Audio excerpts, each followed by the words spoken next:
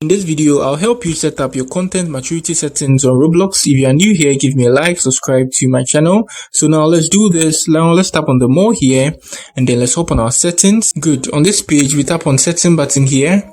So on here, we tap on the privacy and content restrictions. Good. So now we tap on the content maturity. So you can see it's been set to moderate. So now we can move it to the restricted.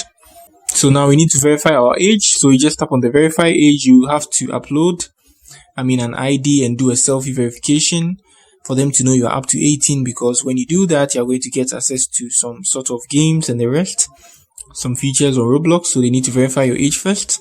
Good. So that's it. So you'll be asked to upload an ID card of yours, any card of yours, and you do a face verification.